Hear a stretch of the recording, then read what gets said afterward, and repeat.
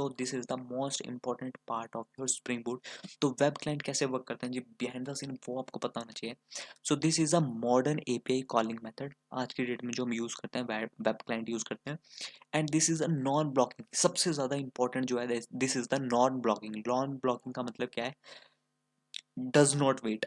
हाँ जी, मान के चलो अगर आपने किसी को सेंड करी है कोई एक ईमेल, अगर वो 10 सेकंड भी लगाता है ना, फिर भी आप किसी और बंदे को ईमेल सेंड करवा पाओगे, चाहे वो 10 सेकंड भी ले रहा है, उसको लेने दो। फर्स्ट बंदा अगर 10 सेकंड ले रहा है, उसको लेने दो, कोई दिक्कत नहीं है। बट सेकंड बंदे को फिर भी ईमेल चली जाएगी, and that is just because of your web client. क्योंकि वेब क्लाइंट जो होता है वो नॉन ब्लॉकिंग होता है। एंड इसके लिए जो हम डिपेंडेंसी यूज करते हैं that is your spring boot starter web flux. हाँ जी, ये चीज याद रखना है, अगर आपको वेब क्लाइंट को यूज करना है so you have to add the dependency spring boot starter web flux. तो सबसे पहले हाँ जी, हमें स्प्रिंग बूट एप्लीकेशन के अंदर जाना पड़ेगा और pom.xml ओपन करनी पड़ेगी। तो जैसे ही आप इसको ओपन करोगे तो आपको देख रहा होंगे यहाँ पर हाँ जी, मैंने कोई भी वेब फ्लक्स की डिपेंडेंसी ऐड नहीं करी है। तो हमें सबसे पहले वेब फ्लक्स की डिपेंडेंसी ऐड करनी पड़ेगी। So I am just copying this particular dependency and Spring boot starter web flux. तो अगर मैं स्पेस स्पेस करूं तो आप देखोगे यहाँ पे वेब फ्लक्स आ गया, and I am just updating this particular project. तो जैसे ही मैं इसको अपडेट करूंगा तो ये वेब फ्लक्स की डिपेंडेंसी आ जाएगी मेरी इस पर्टिकुलर स्प्रिंग बूट प्रोजेक्ट के अंदर। ठीक है, तो अब मैं इजीली स्प्रिंग बूट को यूज मतलब वेब फ्लक्स को यूज कर पाऊंगा इनसाइड योर स्प्रिंग बूट। तो अब कैसे यूज करना है जी वो समझा देता हूँ। तो जी जैसे आपने रेस्ट क्लाइंट के लिए एक बीन क्रिएट करी थी ना जी, ये देखो इनसाइड योर ऐप कन्फिग आपने एक बीन क्रिएट करी है, that is your REST client के लिए। वैसे ही you have to create a bean for web client. तो क्योंकि आपको पता है वेब क्लाइंट इज डिफरेंट, तो आपको सबसे पहले उसकी क्या क्रिएट करनी पड़ेगी, that is your dependency, this is your web client. Yes, this particular web client coming from the org spring framework web reactive function। so आपको यहाँ पे इसको क्या करना पड़ेगा, import करना पड़ेगा वेब क्लाइंट। मैंने वेब क्लाइंट के यहाँ पे एक बीन क्रिएट करी और यहाँ से मैं क्या रिटर्न कर दूंगा जी, that is your web client. आप बिल्डर भी क्रिएट कर सकते हो, बट मैं यहाँ पर डायरेक्टली इसको क्या करूंगा, क्रिएट कर दूंगा। तो इस लाइन से भी आप क्या करो, एक बीन क्रिएट करो, एक ऑब्जेक्ट क्रिएट कर रहे हो, किसका, वेब क्लाइंट का। अब आप इस वेब क्लाइंट को किसी भी ऐप किसी भी जावा क्लास के अंदर यूज कर सकते हो। कैसे यूज करना है वो आपको बता देता हूँ। सबसे पहले हाँ जी, आपको इंजेक्ट करना पड़ेगा वेब क्लाइंट को। So private final web client which is coming from the org web reactive function. तो आपको यहाँ पे क्या करना पड़ेगा, उसको इंपोर्ट करना है। और हाँ जी सिंपल, जहाँ पे आपका हाँ जी रेस्ट क्लाइंट है वहां पे आपको क्या कर देना है, वेब क्लाइंट। ये करने से आपको क्या करना पड़ेगा, हाँ जी गेट की रिक्वेस्ट ही बजेगी, यूआरएल गेट करोगे, रिट्रीव करोगे। बट यहाँ पे हाँ जी ये एक एक डिफरेंस है कि बॉडी की जगह आपको गेट करना पड़ेगा बॉडी डॉट मोनो। अब आप कहोगे बॉडी डॉट मोनो क्या है, हाँ जी mono is just like your reactive WebFlux. हाँ जी अगेन रिएक्टिव वेब फ्लक्स आपको थोड़ा सा हाँ जी अंडरस्टैंड करना पड़ेगा। This is your asynchronous. और ए सिंक्रोनस का मतलब है कि चाहे आपका एक टास्क 10 सेकंड भी ले रहा है ना, फिर भी उसको लेने दो 10 सेकंड, बट सेकंड रिक्वेस्ट जो है वो सेकंड पार्ट के पास पहुंच जाएगी। तो मतलब आपका सेकंड वाला पार्ट पहले एग्जीक्यूट कर सकता है, अगर वो 5 सेकंड लेता है तो पहले वाले को 10 सेकंड लेने दो, बट सेकंड वाला अगर 5 सेकंड भी लेता है ना फिर भी काम चल जाएगा। तो वो पैरेलली चलते हैं, that is your asynchronous. And ये बहुत ज़्यादा यूज होता है इनसाइड और spring boot application. I hope all is this making sense. And बस दोनों में डिफरेंस है जी बहुत सिंपल है कि आपका रेस्ट क्लाइंट यूज होता है that is your S synchronous purpose, and web client use होता है that is your asynchronous purpose. तो आपकी जो स्प्रिंग बूट की एप्लीकेशन है जिस तरीके से डिमांड करती है उस तरीके से ही आपको क्या यूज करना है, that is your REST client and web client. दोनों में डिफरेंस सिंपल है, एसिंक्रोनस एंड सिंक्रोनस।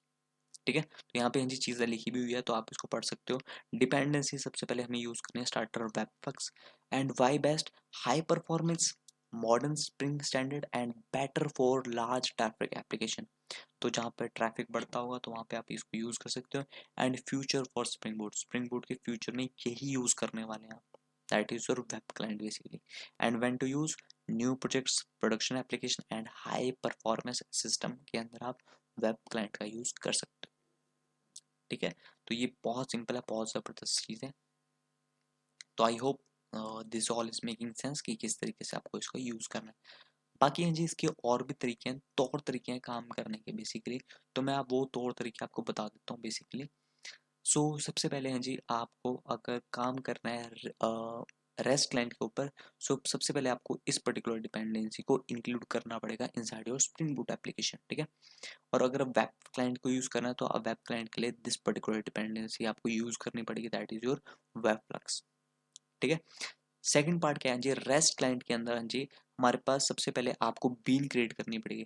आपको, आई होप मैं अगेन बोल रहा हूँ, अगर आपने प्रीवियस लेक्चर देखे हुए हैं तो आपको पता होगा, जब भी हमें थर्ड पार्टी एपीआईज को यूज़ करना होता है सबसे पहले हमें उसकी बीन क्रिएट करनी पड़ती है, ऑब्जेक्ट क्रिएट करना पड़ता है ताकि स्प्रिंग बूट उसको समझ सके। तो उसके लिए हमें हाँ जी सबसे पहले उसकी बीन क्रिएट करनी है, और बीन क्रिएट करने के बाद हाँ जी आप डायरेक्टली क्या कर सकते हो, रेस्ट क्लाइंट का हाँ जी यहाँ पे यूज़ कर सकते हो विद दिस हेल्प, ठीक है। और आप सिंपल रिट्रीव एंड बॉडी के अंदर क्या पास कर सकते हो, that is your list of user.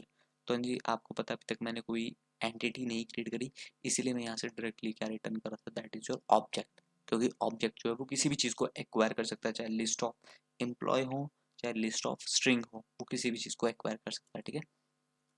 So I hope आपको पता हो ये। गेट का मतलब क्या होता है जी, आप HTTP गेट रिक्वेस्ट कर रहे हो। URI का मतलब क्या होता है जी, आप वेयर टू कॉल, किसको कॉल कर रहे हो। रिट्रीव मेथड का हाँ जी मेन यूज क्या है, हाँ जी सेंड रिक्वेस्ट। रिट्रीव मेथड क्या करता है जी, रिक्वेस्ट को सेंड करता है। एंड बॉडी का मेन मकसद क्या होता है जी, कन्वर्ट रिस्पॉन्स। रिस्पॉन्स को किस में कन्वर्ट कर रहा है जी, that is your list of users. तो आप लिस्ट ऑफ यूजर के अंदर डेटा को गेट करना चाहते हो तो आप कर सकते हो with the help of your body new parameterised type reference, और इसके अंदर क्या पास कर सकते हो, लिस्ट ऑफ यूजर। तो आप पूरे बॉडी को किस रिस्पॉन्स में कन्वर्ट करना चाहते हो, that is your list of users. तो वो कर पाओगे with the help of your body method, ठीक है। And same as it is जी, आपको पता है आप यहाँ पे पाथ वेरिएबल भी पास कर सकते हो। अगर आप चाहते हो कि किसी एक ही पर्टिकुलर यूजर का डेटा गेट करना है तो आप वो भी कर सकते हो। हाँ जी, जैसे मैं यहाँ पे आऊँ, अगर मैं सीधा लाइव एपीआई को हिट करूँ, जैसे ये है, आपको पता है ये यूजर मेरे पास 1 नंबर का है, 2 नंबर का है, 3, टोटल कितने यूजर्स हैं, दैट इज 10 यूजर। तो अगर मैं चाहता हूँ किसी एक यूजर को गेट करना तो मैं यहाँ पे 1 वैल्यू पास कर सकता हूँ, और 1 अगर पास करूँगा तो आप एक यूजर को गेट करवा पाओगे। तो यही सेम चीज आप एपीआई के थ्रू भी कर सकते हो। कैसे करोगे, तो दिस पर्टिकुलर एपीआई, और आप इसके अंदर क्या गेट करोगे, that is your path variable long user ID. तो आप यूजर आईडी पास करोगे तो आप इसके साथ क्या कॉन्कैट कर सकते हो जी, स्लैश प्लस यूजर आईडी। तो ये करने से क्या होगा जी, जब आप अब इस पर्टिकुलर एपीआई को हिट करोगे तो मैं यहाँ पर हाँ जी जब डमी को कॉल करूँगा तो यहाँ पर मैं क्या पास करूँगा, यूजर आईडी। और जब मैं यूजर आईडी पास करूँगा तो आपको वही डेटा मिलेगा इस तरीके से, ये 1 नंबर पे जो आईडी है वही डेटा आपको मिल जाएगा with the help of your this particular API, ठीक है। वो भी आप कर सकते हो जी with the help of your query parameters, path variable with the help of. तो पाथ वेरिएबल आप यहाँ पे पास करोगे और इसके थ्रू आप डेटा को गेट कर सकते हो। आई hope all this is making sense. तो सिंपली आपको क्या करना है जी, यहाँ पे जाके यूजर आईडी आपने पास किया, बट यहाँ पे आप किसको कॉन्कैट कर दोगे, that is your user ID. तो यहाँ पे जो भी यूजर आईडी करोगे आप पास, फॉर एग्जांपल अगर आप यहाँ पे 1 पास करते हो तो 1 कहाँ पे रिप्लेस हो जाएगा, इनसाइड दिस पर्टिकुलर पे, ठीक है। एक्चुअल में जो ब्राउजर पे होगा, बेसिकली यहाँ पे नहीं करेंगे, बट ब्राउजर पे जो होगा वो इस तरीके से कॉन्कैट हो जाएगा, ठीक है। इसी तरीके से जो ये आपको दिख रहा है ना जी यहाँ पे, इसको मैं ऊपर कर देता हूँ बेसिकली इस तरीके से। तो इस तरीके से वो कॉन्कैट हो जाएगा, ठीक है। सो आप कर सकते हो जी। नेक्स्ट इज आप पोस्ट की रिक्वेस्ट वेट कर सकते हो। हाँ जी, फॉर एग्जांपल आप यहाँ पे देखो, जैसे आपके पास ये पर्टिकुलर एपीआई है, दैट इज अगर मैं यूजर को हिट करूँ तो यहाँ पे सारे यूजर्स आ रहे हैं 10 तक, ठीक है। अगर आप चाहते हो कि आपको और एक और नया यूजर ऐड करना है, तो जब भी आपको डेटा ऐड करना है तो उसके लिए आप कौन सी रिक्वेस्ट हिट करोगे, दैट इज पोस्ट की रिक्वेस्ट। क्योंकि आपको पता है डेटा को आप ऐड करना चाहते हो, और पोस्ट के लिए आपके पास एक बहुत अच्छी एपीआई है, दैट इज पोस्ट एपीआई। हाँ जी, जहाँ पे हम गेट का यूज कर रहे हैं, कहाँ पे यूज कर रहे हैं गेट का, वहां पे आप किसका यूज कर सकते हो, दैट इज योर पोस्ट का यूज कर सकते हो। तो पोस्ट के थ्रू आप ये कर सकते हो, डेटा को ऐड कर सकते हो। बट आप कहोगे पोस्ट की रिक्वेस्ट हिट करी, बट यहाँ पे तो भाई मैं सिंपल यूजर को ही डेटा गेट कर रहा हूँ, तो यहाँ पे ये करने की जरूरत नहीं है। इसको हटाओ, इसको भी हटाओ, ये करने की जरूरत नहीं है। सिंपल सबसे पहले आपको क्या करना पड़ेगा, एक यूजर को क्रिएट करना पड़ेगा। ठीक है, एक आपको क्लास क्रिएट करनी पड़ेगी हाँ जी यूजर नाम की, और आपको एक यूजर को यहाँ पर क्या करना पड़ेगा हाँ जी, गेट करना पड़ेगा इस तरीके से। हाँ जी, अभी शायद पता नहीं मैंने क्रिएट करी है यूजर क्लास की, नहीं आई थिंक क्रिएट करी हुई है। ठीक है, और यूजर के अंदर कौन कौन से वेरिएबल हैं जी, यूजर नेम फॉर एग्जांपल, एक यूजर को क्रिएट करता हूँ।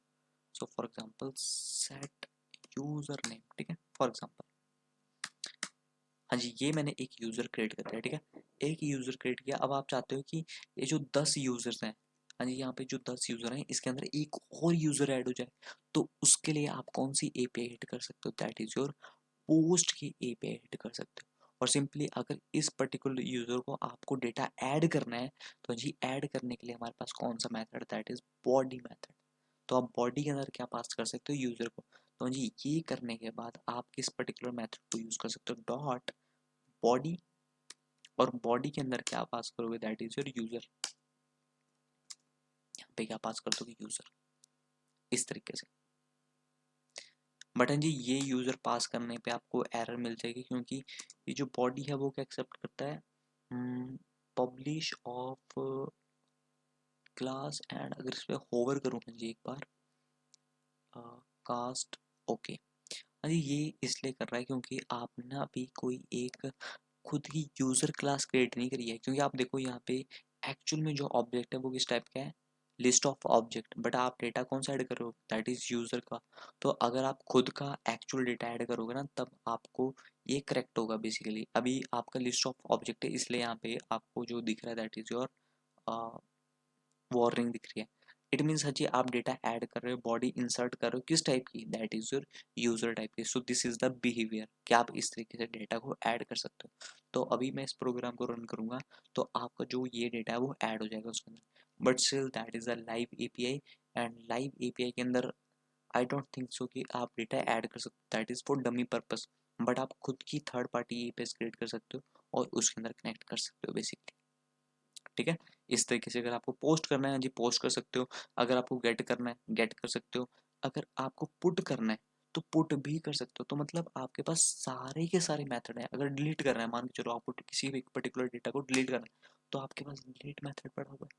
तो आप सारे ऑपरेशंस को फॉलो कर सकते हो with the help of your single this particular web client. Same as it is आप रेस्ट क्लाइंट के थ्रू भी कर सकते हो, बट दोनों में डिफरेंस क्या है जी, सिर्फ और सिर्फ एसिंक्रोनस और synchronous. I hope all is this making sense. आपको चीजें समझ आ रही होंगी थोड़ी बहुत तो। ठीक है, तो इस तरीके से आप काम को कर सकते हो बेसिकली। ठीक है, and same as it is हाँ जी, इन फ्यूचर अगर आपको हेडर्स ऐड करने हैं जी, आपको पता है समटाइम्स जब आप कोई भी एप्लीकेशन क्रिएट करते हैं, तो आपको पता है उसके अंदर कोई ना कोई एक टोकन होता है। हाँ जी, अगेन आपको टोकन नहीं पता तो मैं बता देता हूँ basically, that is stateless, just like your authentication purpose. ठीक है, तो उसके लिए अगर आपको टोकन्स ऐड करने हैं, तो उसके लिए हम क्या यूज़ करते हैं, हेडर्स। तो आप हेडर्स भी ऐड कर सकते हो। तो आप यहाँ पे क्या कर सकते हो, हेडर्स को भी क्या कर सकते हो, ऐड कर सकते हो। सो डॉट हेडर, और हेडर किस टाइप का होगा, हाँ जी सबसे पहले ऑथराइजेशन, क्योंकि अगर आप पोस्टमैन ओपन करते हो तो हाँ जी हमारे पास एक ऑथराइजेशन होती है, और ऑथराइजेशन के अंदर अपना अपने टोकन पास करते हैं। तो यहाँ पे किसी भी तरीके का टोकन हो सकता है, दैट इज जतिन टोकन। अभी तो मैं डमी पास कर रहा हूँ, बट इन फ्यूचर अगर आपको चाहिए होंगे टोकन्स, तो आप उसको भी यहाँ पे पास कर सकते हो बेसिकली। तो मतलब जब आप थर्ड पार्टी एपीआई को कॉल करोगे, तो आप अपने टोकन्स यहाँ पे पास कर सकते हो। सेम एज इट इज जी आप रेस्ट वेब क्लाइंट के अंदर कर सकते हो, and same as it is आप रेस्ट क्लाइंट के अंदर भी कर सकते हो बेसिकली। बस दोनों में डिफरेंस है जी, सिंक्रोनस एंड एसिंक्रोनस है। बार बार मैं जी इसलिए बोल रहा हूँ ताकि आप अंडरस्टैंड कर सको बेसिकली। ठीक है, तो ये चीज़ याद रखना। आई hope all is making sense. And in future हाँ जी अगर आपको एरर हैंडल करनी होगी, बहुत ज़्यादा इंपॉर्टेंट है जी, ये थोड़ा ध्यान से समझना। आपको पता है अभी तक मैं इसके अंदर एरर्स को हैंडल नहीं कर रहा हूँ, मैं डायरेक्टली यूआरआई को कॉल कर रहा हूँ, हाँ जी अपने हेडर भेजे, और अपनी बॉडी को क्या कर रहा हूँ, इंसर्ट कर रहा हूँ और रिट्रीव कर रहा हूँ। अगर आपको एरर हैंडल करना है, तो जी एरर्स को हैंडल करने के लिए you have this particular method on status. तो हाँ जी आप ऑन स्टेटस का यूज कर सकते हो for handling the errors basically. तो कैसे यूज करना है जी इसको, सिंपल हाँ जी, जहाँ पे आप रिट्रीव कर रहे हो, अगर डेटा नहीं मिला तो आप सिंपल क्या बोलो, ऑन स्टेटस, और स्टेटस के अंदर हाँ जी प्रेडिकेट पास करना है। तो आई होप अगर आपको लैम्डा एक्सप्रेशन पता है तो हम यहाँ पे सिंपल क्या करेंगे, HTTP स्टेटस को डॉट, हम यहाँ पे हाँ जी हमारे पास डिफरेंट डिफरेंट मेथड्स होते हैं। इज वन, हाँ जी वन जो रिप्रेजेंट होता है दैट इज योर इंफॉर्मेशनल, और जो टू से हाँ जी जैसे 200 फॉर सक्सेसफुल, 201 फॉर क्रिएटेड, तो ये जितने भी होते हैं टू से जो स्टार्ट होते हैं वो सारे सारे सक्सेसफुल के ऊपर आते हैं। बट हमें जो यूज करना है दैट इज योर 4xx, और 4xx मतलब होता है 400 से रिलेटेड, जैसे इंटरनल सर्वर एरर, या फिर 404 नॉट फाउंड, तो हमें इसका यूज करना है, तो हम यहाँ पे इसका यूज कर सकते हैं, that is your is client error. और इसके साथ साथ आप क्या पास कर सकते हो जी, that is your request and response. तो हाँ जी कॉमा करके हम यहाँ पे क्या पास करेंगे, क्योंकि जो ऑन स्टेटस मेथड होता है जी दो दो चीजें एक्सेप्ट करता है, ये देखो प्रेडिकेट तो एक्सेप्ट करता है, साथ ही साथ वो फंक्शन भी एक्सेप्ट करता है। तो हाँ जी मैं यहाँ पे फंक्शन पास कर देता हूँ बेसिकली।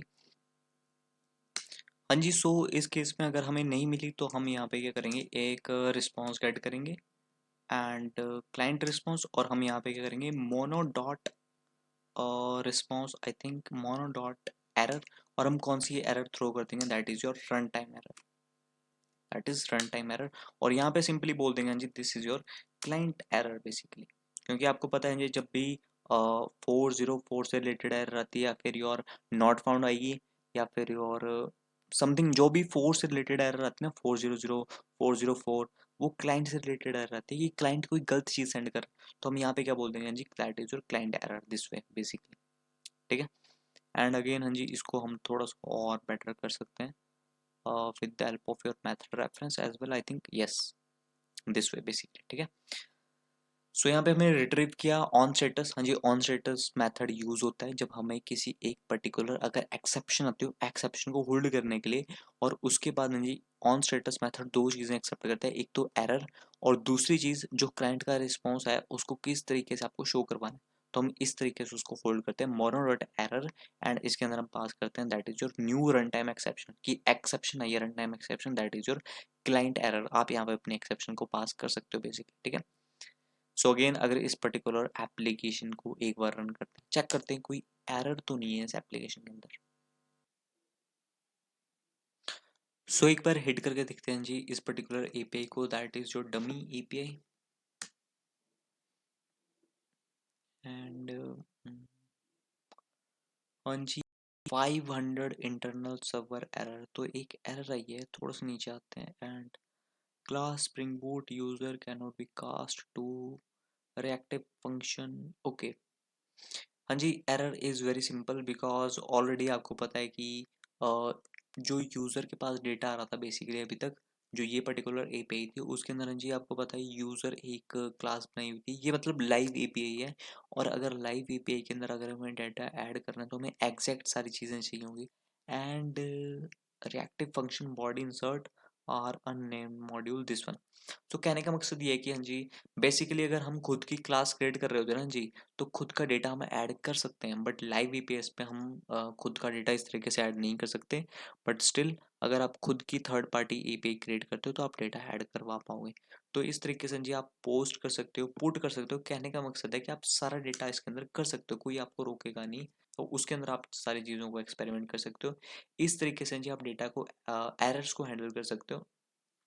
मान के चलो this is your 400 exception handling, आपको पता है ये जो रिट्रीव मेथड है, मतलब ये जो ऑन स्टेटस मेथड है वो आपकी 400 एरर को हैंडल कर रहा है, बट इन फ्यूचर अगर आप चाहते हो तो और एक्सेप्शन को हैंडल कर सकते हो, जैसे for example on status, yes हाँ जी आप इस तरीके से, जैसे मैंने एक ऑन स्टेटस एक्सेप्शन को हैंडल करी हुई है ना, आप और भी एक्सेप्शंस को हैंडल कर सकते हो इस तरीके से। For example this is your 400 error, तो आप इसको जो हैंडल कर सकते हो दैट इज योर 500 एरर। अगर इन फ्यूचर कोई इंटरनल सर्वर एरर आती है तो आप 500 एक्सेप्शन को भी यहाँ पे क्या कर सकते हो, हैंडल कर सकते हो, ठीक है। तो आप एन नंबर ऑफ एक्सेप्शंस को यहाँ पे हैंडल कर सकते हो with the help of your on status method, चाहे वो और वेब क्लाइंट की बात करूँ चाहे रेस्ट क्लाइंट की बात करूँ, आप दोनों एक्सेप्शंस को यहाँ पे कर सकते हो, हैंडल कर सकते हो, कोई आपको रोकेगा नहीं बेसिकली, ठीक है। सो हाँ जी ये दो तरीके होते हैं जिसके थ्रू आप अपनी एपीएस को कॉल कर सकते हो। एक और जो तरीका होता है जी that is your OpenFeign, and OpenFeign जो क्लाइंट है that is best for your microservices. हाँ जी, अभी तक हमने माइक्रो सर्विसेज को बिल्कुल टच नहीं किया है, अभी तक हम सिर्फ स्प्रिंग बूट के एप्लीकेशंस पे काम कर रहे हैं। तो इन फ्यूचर जब हमें थर्ड पार्टी एपीएस को कॉल करना होगा इनसाइड योर माइक्रो सर्विसेज, तो माइक्रो सर्विसेज के लिए जो सबसे बेस्ट है दैट इज योर ओपन फेन। उस केस में ना रेस्ट क्लाइंट काम आएगा ना वेब क्लाइंट काम आएगा, उसके लिए जो सबसे बेस्ट ना जी, जो ओपन फेन है ना जी, वो बनाया ही माइक्रो सर्विसेज के लिए। तो ये बेसिकली मैं आपको तब डिस्कस करूंगा जी, सारा का सारा कोड, जब हम माइक्रो सर्विसेज के बारे में पढ़ चुके होंगे, ठीक है। सो आई होप हाँ जी आपको इतनी चीज़ें पता लगी होगी। And which one should you use, learning small projects के लिए आप रेस्ट टेम्पलेट का यूज़ कर सकते हो, बेसिकली रेस्ट क्लाइंट का यूज़ कर सकते हो। मॉडर्न एप्लीकेशन के लिए आपको वेब क्लाइंट की तरफ जाना चाहिए। माइक्रो सर्विसेज के लिए आपको ओपन फेन के थ्रू, ओपन फेन के लिए जाना चाहिए। एंड हाई ट्रैफिक सिस्टम के लिए भी आपको वेब क्लाइंट के लिए जाना चाहिए।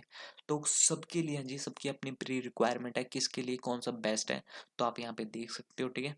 सो आई होप और चीज़ें आपको पता लग चुकी होंगी।